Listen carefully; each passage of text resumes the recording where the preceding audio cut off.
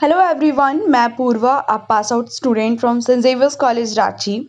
तो इस वीडियो में मैं आपको बता रही हूँ कि सेंट जेवियर्स कॉलेज इंटरमीडिएट का एंट्रेंस एग्ज़ाम आपके लिए कैसे होगा। तो मैंने पहले तो आपको बताया ही है कि आप लोगों का इस बार एंट्रेंस एग्ज़ाम ऑनलाइन होगा, यानी कि डिजिटल मोड में होगा। लेकिन सबसे पहले मैं आपकी ये गलतफहमी दूर कर दूं कि जितने भी लोग सोच रहे होंगे कि डिजिटल मोड में होगा यानी आप घर बैठे एंट्रेंस एग्ज़ाम दोगे, मतलब कि आप चाहो तो चीटिंग कर सकते हो एंड ऑल।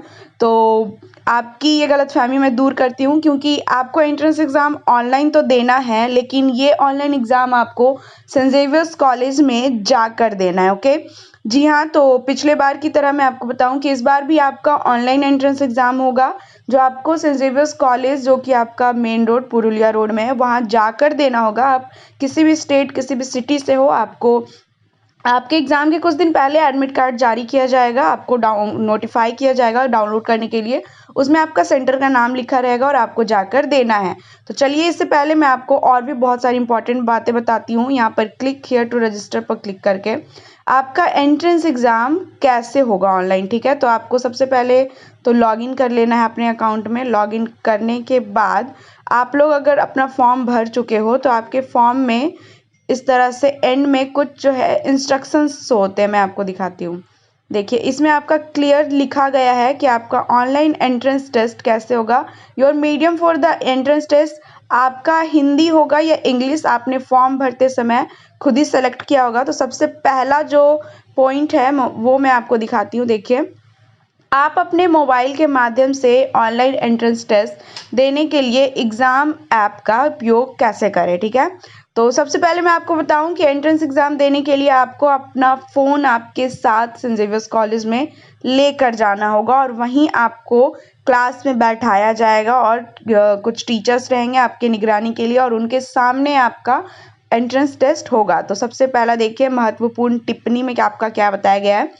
बेहतर उपयोग के लिए केवल एंड्रॉयड मोबाइल की सलाह दी जाती है। यदि एग्ज़ाम एप्लीकेशन मोबाइल पर काम नहीं करता है तो कॉलेज या कुजूर कंसल्टिंग को जिम्मेदार नहीं ठहराया जाएगा। आपको अपने साथ केवल एंड्रॉयड मोबाइल ही लेकर जाना है, उसके अलावा दूसरा कोई भी नहीं। और अगर आपके फ़ोन में जिस एप्लीकेशन में आप लोगों का एग्ज़ाम लिया जाएगा वो एप्लीकेशन काम नहीं करता है तो कॉलेज इसके लिए ज़िम्मेवार नहीं होगी। ओके, उसका सेकंड है, सॉफ्टवेयर के साथ बेहतर अनुभव के लिए क्रोम और मोजिला फायरफॉक्स जैसे ब्राउज़र का उपयोग की सलाह दी जाती है। क्रोम तो ऐसे भी सब में पहले से होता है। मोजिला आपके फ़ोन में अगर क्रोम जो ब्राउज़र है वो अगर आप में नहीं है, या फिर मोजिला फायरफॉक्स, तो आप लोग बाहर से भी डाउनलोड कर सकते हैं।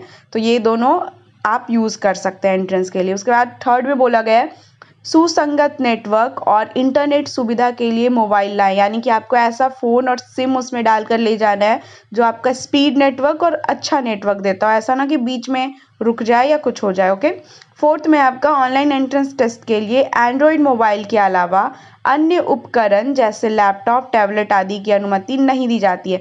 ऑनलाइन एंट्रेंस टेस्ट के लिए आपको केवल मोबाइल ले जाना है, इसके अलावा आप लोग अपना लैपटॉप या टैबलेट नहीं ले जा सकते, आपको किसी भी कीमत पर परमिशन नहीं मिलेगा।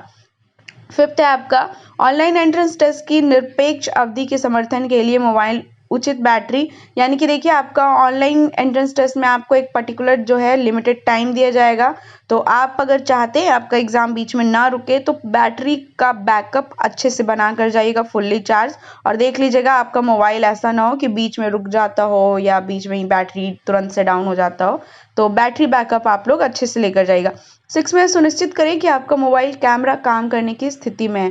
आपके फ़ोन का फ्रंट कैमरा, बैक कैमरा दोनों काम करता हो, ऐसा फ़ोन ले जाइएगा।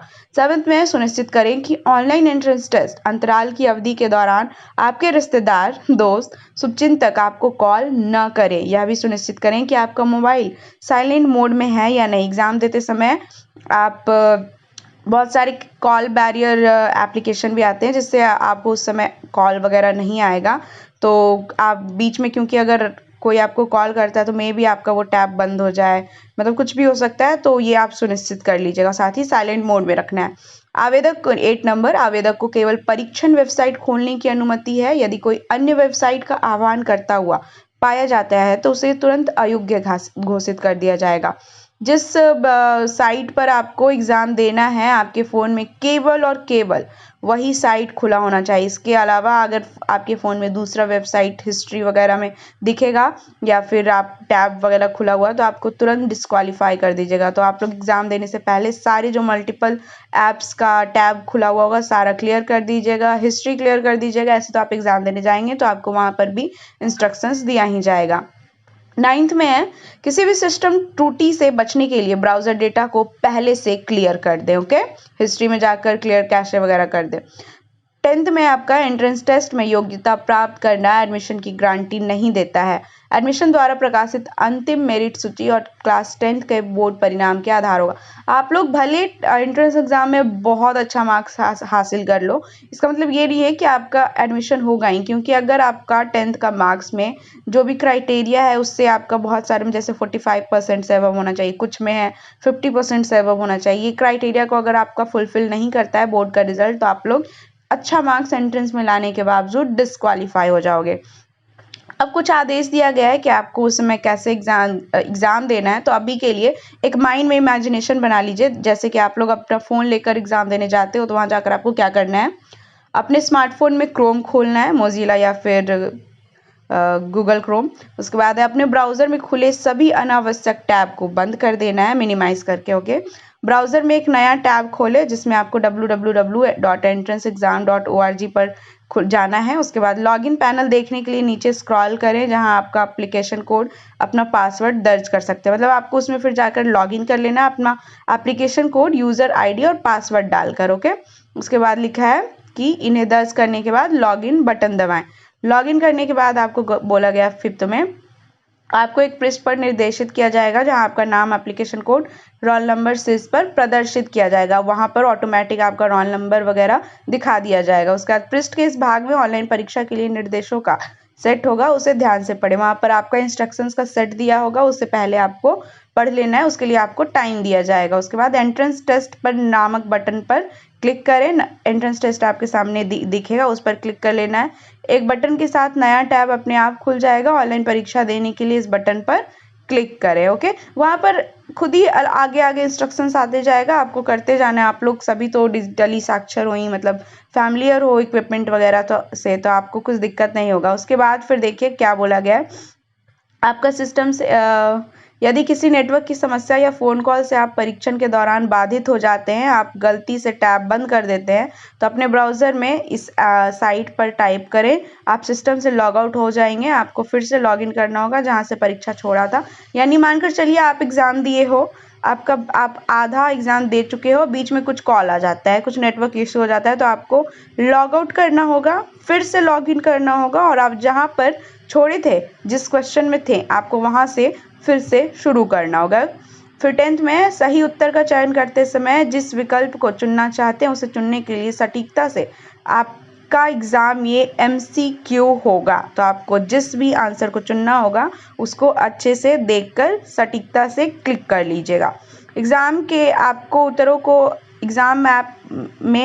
उत्तरों को हर 3 मिनट में ऑटो सेव कर लेगा। यदि आप अपने उत्तर, अगर आप कोई भी उत्तर देते हैं और खुद से सेव नहीं करते हैं तो 3 मिनट के बाद वो खुद ऑटो सेव कर लेगा। तो ध्यान रखिएगा कि किसी पे क्लिक करके छोड़ ना दें कि बाद में इससे शायद दूसरा भी क्लिक कर सकते हैं, क्योंकि 3 मिनट बाद वो ऑटो सेव हो जाएगा। बाद में आप चेंज भी कर सकते हैं।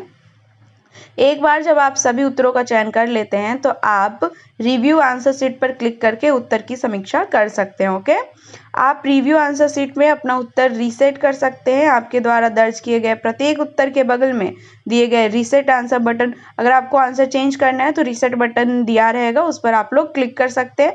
सभी आंसर देने के बाद आपको सबमिट आंसर शीट पर क्लिक करना है। अभी मैं कंक्लूड करूं कि इतनी सारे इंस्ट्रक्शन सुनकर ऐसे तो आप डर गए होंगे, लेकिन आपको करना कुछ भी नहीं है। आपका एडमिट कार्ड आएगा, आपको कॉलेज जाना है, एंट्रेंस एग्जाम के लिए क्लास में बैठ जाना है, आपका जो भी वेबसाइट बोला गया उस पर जाना है, आपको एग्जाम देना है। सिंपल से 100 या फिर 50 क्वेश्चन रहेंगे, MCQ में रहेंगे, बस जल्दी जल्दी आपको टिक मारना है, थोड़ा टाइम वगैरह रहेगा तो अच्छे से सोच विचार करके कीजिएगा। उसके बाद फिर आफ्टर सम टाइम आपका सिलेक्शन लिस्ट वगैरह, फर्स्ट सिलेक्शन लिस्ट, सेकंड वगैरह ऑनलाइन ही आना जो है शुरू हो जाएगा। ओके, तो आई होप कि इतने में आपको कुछ तो क्लियर होगा कि आपका एंट्रेंस एग्जाम कैसे होगा। और कुछ आपको जानना है तो आप कमेंट बॉक्स में पूछ सकते हैं। साथ ही आप मेरे इस चैनल को सब्सक्राइब कर लीजिए। Thank you.